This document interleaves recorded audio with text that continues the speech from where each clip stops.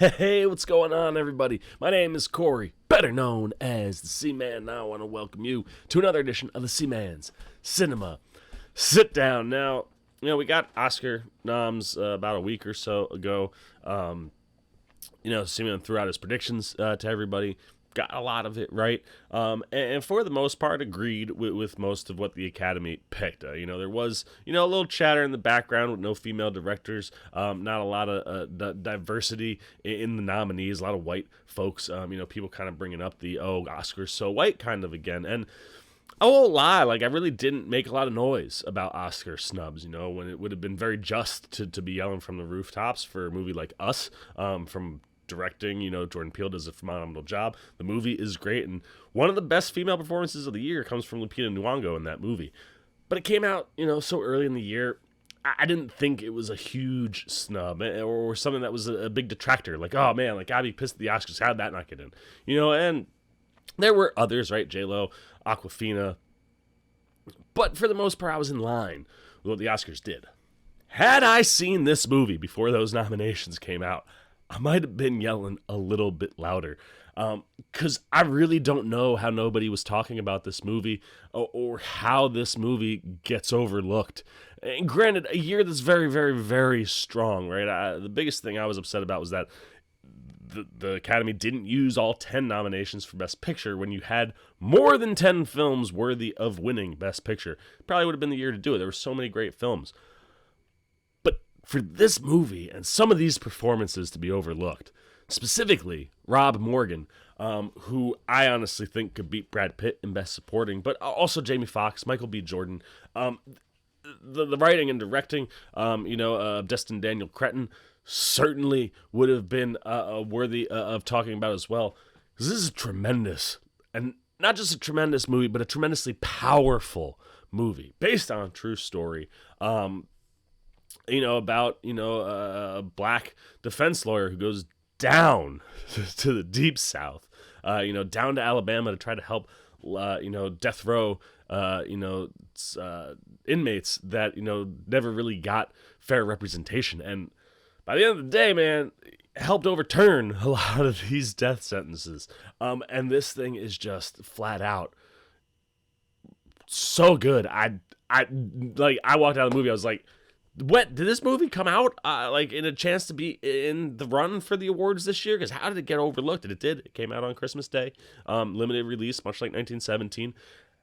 I'm shocked and now a little angry at the Oscars, because this film deserved way more consideration and way more talking. So much so that I've been talking for 3 minutes. I haven't even told you what the movie is, and you're probably sitting there like, what are you talking about, Seaman? Well, why don't you pull up a chair, take a seat. We're getting ready to dive in spoiler-free into Just Mercy. And as I said, Destin Daniel Craig, not someone I'm super familiar with from a writing or directing standpoint, but here, taking on this movie,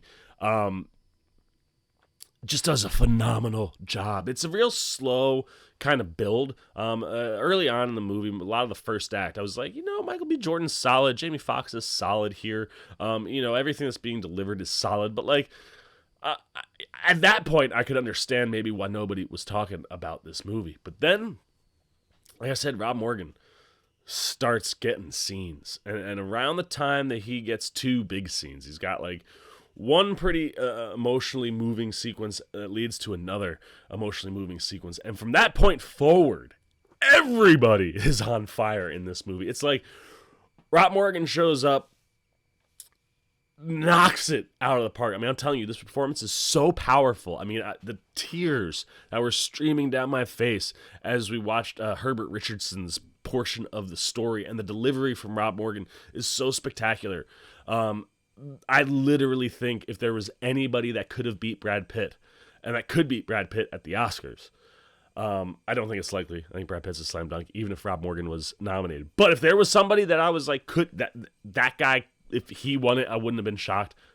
This performance from Rob Morgan is the one that could have dethroned Brad Pitt from winning Best Supporting Actor. It's mind-blowing. It's the most emotionally moving story, I thought, in the film. And it's interesting because you're dealing with a lot of people on death row in this movie that are not guilty. But Herbert Richardson did exactly what he was accused of. But why and the circumstances that lead to what he does, you just sit there and you're like, it rips your heart out, dude. And from that point forward, it's like, I don't know, man, if like they shot the first part of the movie first, and but it felt like watching the movie. It's like Rob Morgan shows up, drops this unbelievable performance, and then everybody was like, shoot, dial it up, man. And from that point forward, everybody in this film is phenomenal. Michael B. Jordan, who plays our lead, Brian Stevenson, tremendous, dude. It's such a small, I mean, he's the lead character in the movie, but it's a very quiet, subtle, nuanced performance. Michael B. Jordan done, the way Rob Morgan, boom, punches you full on in the chest with his performance. Michael B. Jordan's performance isn't like that. It's a lot more subtle. It's little things, man. You watch his face and just the way he reacts to certain things. And again, that's the build. I thought, Cretton, from a directing standpoint, it's one of the things he does best in this movie is the way he slowly builds it. So that as it starts to pick up, everything picks up all at once. And Jordan is phenomenal in the movie. More than deserved, I think, for a nomination as a lead actor. Happens that this is probably one of the toughest years for lead actor, because there's so many performances that are just phenomenal. And what's crazy is, as many as there are, no one's going to touch Joaquin, but certainly deserved to be talked about. Like, he was that good in it, man, and he emotionally moves you, especially in the second half of the film. And the connection that he has with co-star Jamie Foxx, who plays Walter McMillan, who the movie is mostly about. That's the driving story. It's the center story. It's the focal story. Their on-screen chemistry is phenomenal. The interactions they have on screen really are what make this movie win. It's the stuff that glues everything together and pulls you in. And yes, you get these wonderful side performances from folks like Rob Morgan, or Tim Blake Nelson, or O'Shea Jackson Jr. But Michael B. Jordan and Jamie Foxx, wow, dude. And Jamie Foxx, again, is also very much like Michael B., slow build early on. Like, you're watching it early and you're like, yeah, man, this is a solid performance, but like, not mind-blowing. Then Rob Morgan shows up, and then after that, dude, Jamie Foxx, like, Rob Morgan just streaming down your face, and then he just kind of takes the baton, hands it off to Jamie Foxx, and then just streaming, dude. I felt like the last hour of the movie was just it's nonstop, man. It's because it's such an emotional story, and I think that's one of the things that Destin Daniel Cretton really uses to his advantage. Is this story is so powerful just on its own without having moving images to go with it. If you're just telling this story verbally, I think you would get emotional, because you're sitting there and you're watching not just the lives of the people on death row, but you're watching how it affects their family members and all these other people. And with McMillan, it is a flat out fabricated lie. This man doesn't, not spoilers, but like, the man doesn't do nothing. And when you see how it all happens and how, like, they just ignored, like, if you would talk to anybody in his family, you would have known he didn't do this. But this is deep South Alabama, highly racist times, and you just sit there and you go, like, you watch the lives of all these other people get destroyed in the process for seemingly no reason. And there are elements, to Walter McMillan's character that doesn't make him perfect. He does some wrongs, and wrongs to his own family, but even that isn't enough to go, he doesn't deserve what's happening here. And that stuff is just so emotionally moving that the story, it does it all on its own. And when you add in the performances you get, I mean, what Jamie Foxx does, man, by the end of the movie, he breaks your heart, dude. Like, him and his whole family, just absolutely tremendous. And everybody that shows up here is great. Brie Larson plays Stevenson's kind of number two. Ava Ansley, who is somebody who is working on trying to help people with this, and when he graduates from Harvard, he gets a grant to go and kind of do this nonprofit type stuff, work for these death row inmates. And Ava Ansley is the person that's been down there, knows everything, is number two. Great performance from Brie Larson, man. Again, very small, subtle, but really, really powerful. And she gets a couple nice moments, specifically when they're trying to find a space to set up.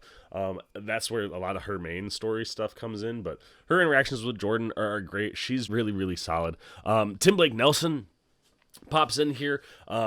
Really, really interesting character, and again, a wonderful character performance.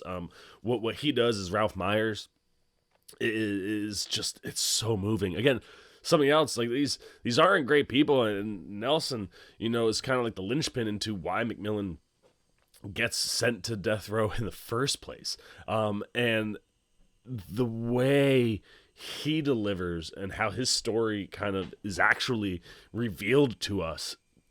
Another one that'll just punch you clear in the chest. I mean, you could have nominated Tim Blake Nelson for a supporting actor coming out of this film, because what he does is really, really awesome, man. And again, a nice character performance for him. He adds a little more. There's things about the character that kind of externally add elements to his performance that all of it just works so well. And then even people like O'Shea Jackson Jr., who plays Anthony Ray Hinton, who we don't really get to see too much of his story. He's kind of like, in the row of death row inmates, you have Jamie Foxx's character, you have Rob Morgan's character, and you have O'Shea Jackson Jr.'s character.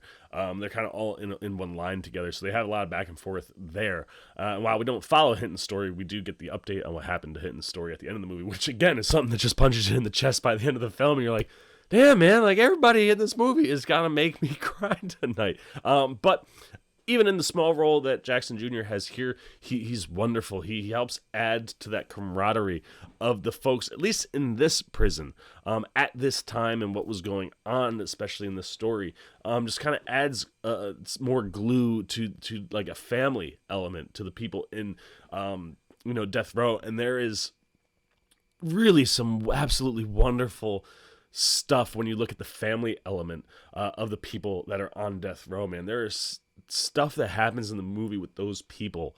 And granted, I'm not saying that everybody they show you in the film is innocent or not. I mean, a lot of them seem to be on death row, for the wrong reasons, and unjustly. But good, bad, and different, if you deserve to be there or not. The element of taking a life and the way it's highlighted in this film, specifically through that camaraderie of the people that are on death row, if nothing else in the movie gets you, and that ties into one of Rob Morgan's scenes, and I if it doesn't get you to well up a little bit, you're just you're not a human. I don't know what to say. I'm not trying to say that and be mean and not, but it's so well executed. And Cretton does such a great job of taking his source material and just lending it to, the visual medium, that this movie is just continually moving. And the things that it explores and goes into, I get to the end of that, and I'm just like, how, not only did it get snubbed, nobody's talking about Just Mercy, and that, I'm like, somebody call up Brian Stevenson right now and get him to get in here and get some justice for Just Mercy, man, because this is a movie that's so deserved nominations, or at least should have been being talked about. And someone like Rob Morgan, absolutely robbed. It's one of the best performances of the year, in my opinion. And like I said, had I seen this before the Oscar nominations came out, I would have been a little bit louder. But I love Just Mercy, man. I thought it was an absolutely tremendous film. Unbelievably powerful, very moving. And when you have, like I said, a true story that has that type of content, you're set up pretty good, and then you just deliver at an A+ level across the board with everybody that was involved. Phenomenal movie, one that I think people should go see. It's like I said, it really does an excellent job of kind of diving in and breaking apart just the concept of death row in general and the death sentence. It doesn't specifically have conversations about it, but while you watch what happens to these people, it makes you go, does anybody deserve that? And I think, at least for me, the answer is no. And at the end of this movie, I feel like that's how most people should probably feel, because some of the numbers and stuff are crazy, dude. It's wild, but just an absolutely wonderful film, something that I think everybody should go see, and something everybody should be talking about, man. This movie definitely got overlooked, and it's really sad, because some of the best performances and material of the year exist inside of Just Mercy. So there you go, man. Those are all the C-Man's non-spoiler thoughts on Just Mercy. Now I want to know what you're thinking, man. Did you get out to the theater? Did you check out Just Mercy? Did you feel like maybe the movie or their actors that definitely got snubbed as far as awards go But separate from the awards, did the movie work for you? Were you emotionally engaged, invested? Did it impact you in any kind of way? Were you moved at all? What performances stood out for you? What things that Cretton did from a directing standpoint worked? What about the story worked? And if it wasn't working, what was it? Like I said early on, if you told me that this movie wasn't working for you, I could have understood it because it's a slow build. But once it gets going, man, at least for me, that's fantastic stuff. So if you think it's fantastic stuff, I'd love to know that. If you don't, I would love to know that and why. Just leave all of it down below. Try to keep it spoiler free. And if you haven't seen Just Mercy, has the Seaman enticed you? I hope I have, man, because like I said, really, really powerful film. One that I think is well worth a watch from anybody. So let me know anything you're thinking about Just Mercy down below in the comments. As always, if you enjoyed this video, please give me a thumbs up. And if you're new, welcome hang out with the OC Man. Anytime we talk movies, TV, trailers, jump over there, hit the subscribe button to pop up in your feed. You can come hang out, be part of the Cinema Sit-Down Squad. And if you really, really dig the C-Man, hit that alert bell that follows right after. You'll get alerts the minute I drop a new video for the C-Man Cinema Sit-Down. I'm the C-Man. I'm signing off. Peace out. Well, I'll be. You guys are still here. You must be looking for some more content. Well, don't worry. C-Man's got you covered, man. You got videos like this guy and this guy. And if you haven't yet, and you want to come check out all the C-Man goodies, join the Cinema Sit-Down Squad, man. Hit that subscribe button. And don't forget to hit the little bell down below that, too, so you can get alerts every time I make new videos.